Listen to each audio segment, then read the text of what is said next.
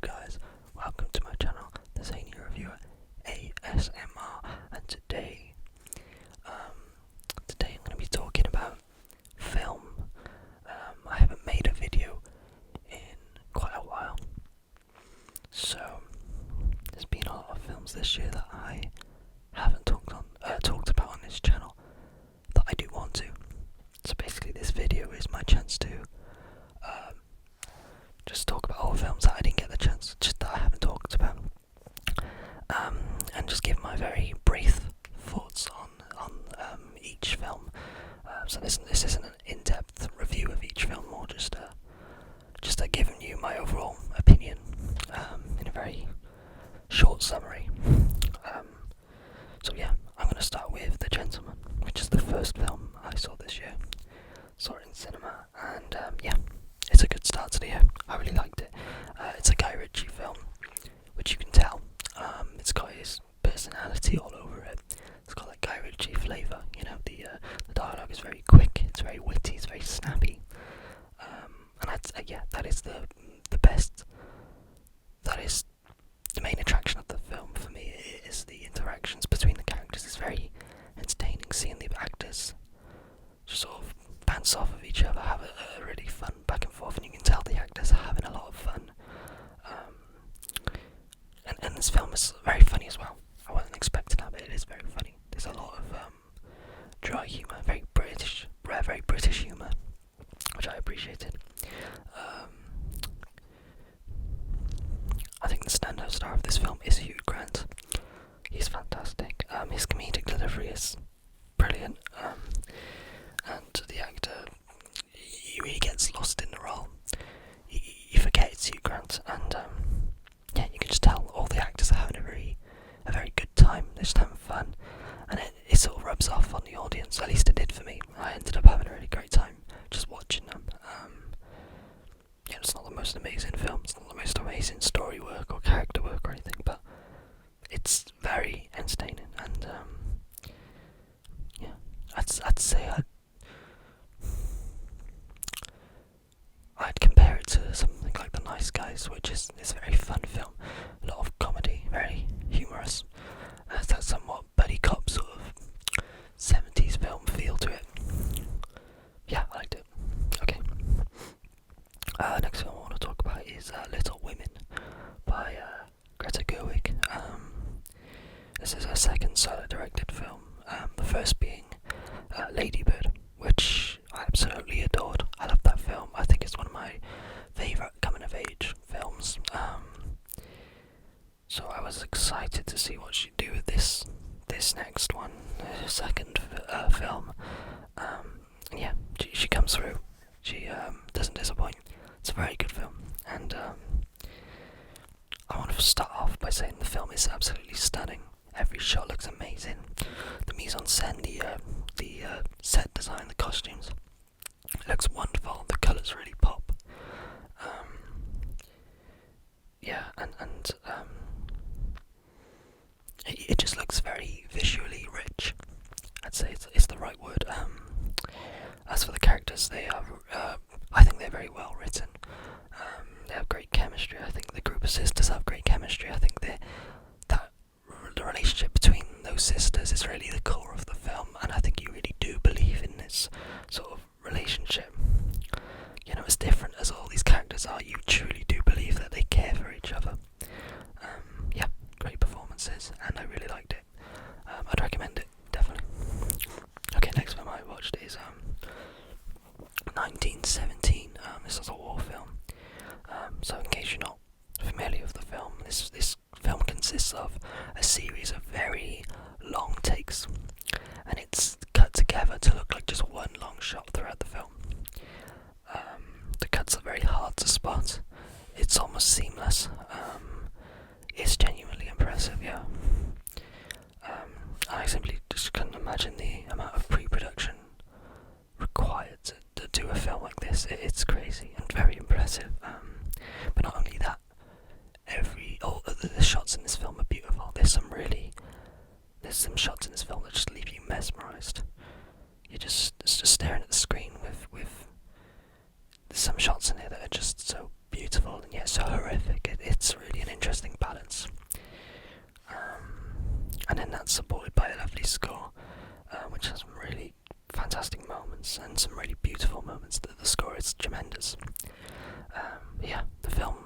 so realistic, I suppose.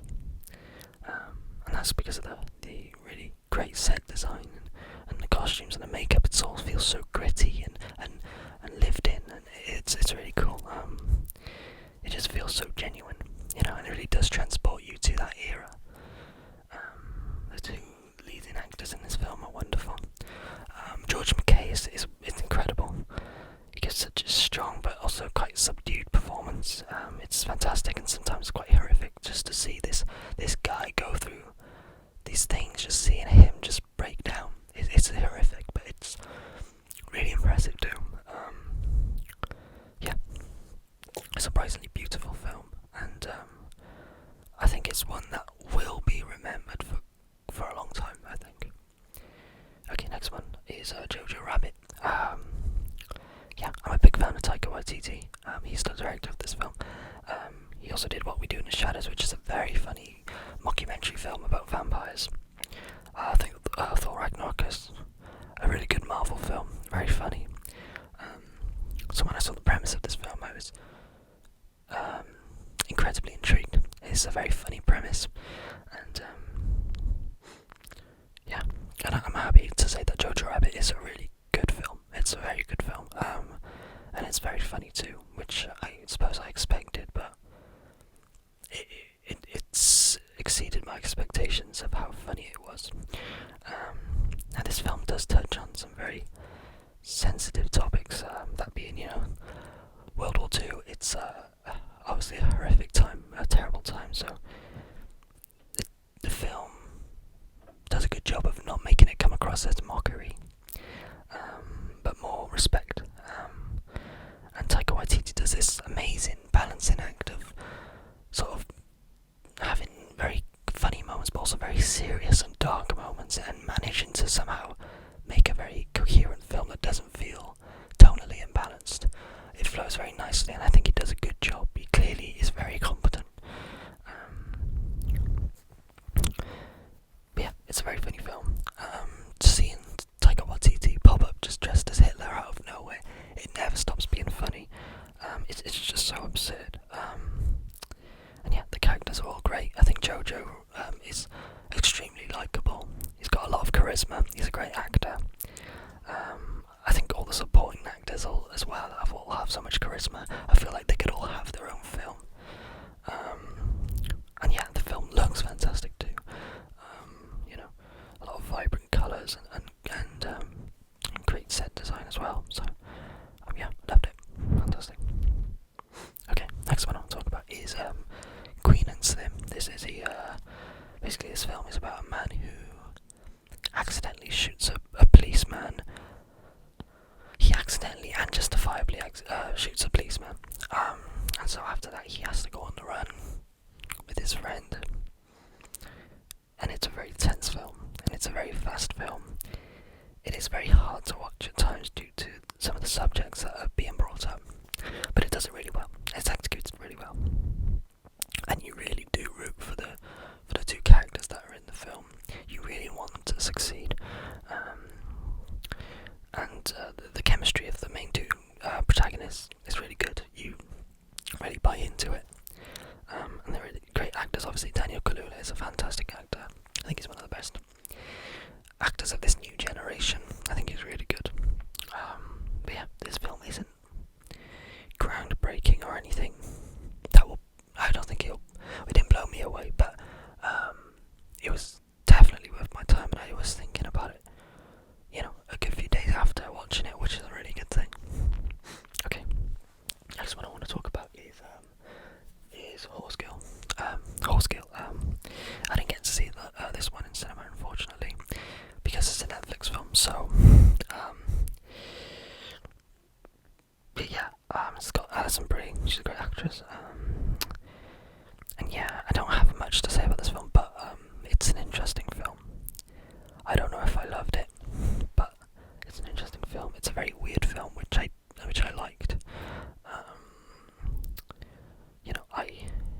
I liked the grounded stuff, or the completely absurd and weird stuff, but not so much the stuff in between. But that means that I did enjoy the film. I think Alison Brie is a really interesting protagonist. I think she plays the role just sort of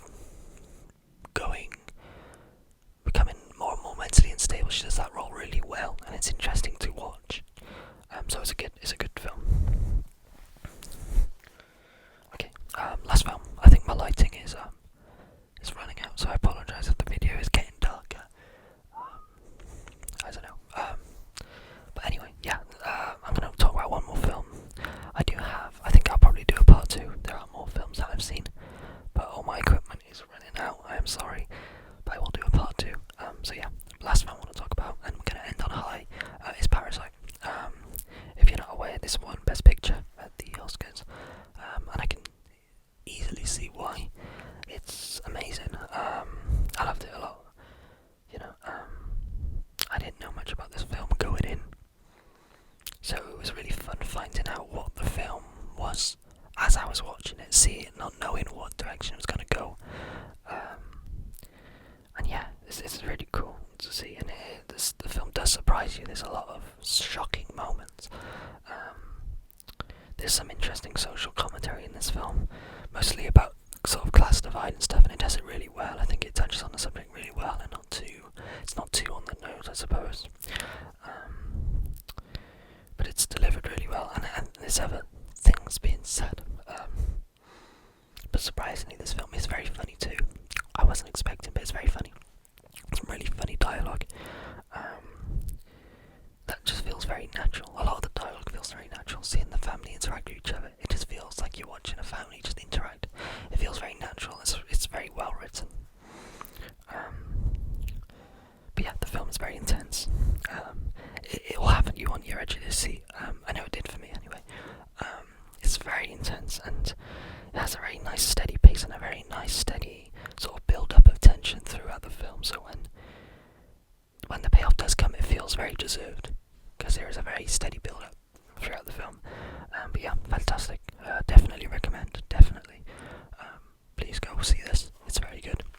Well, you obviously can't go see it now since you can't really go anywhere now, but rent it on streaming service or something, because it's very good. But yeah, anyway, that is the end of the video. I might do a part 2. I probably will, because that isn't it.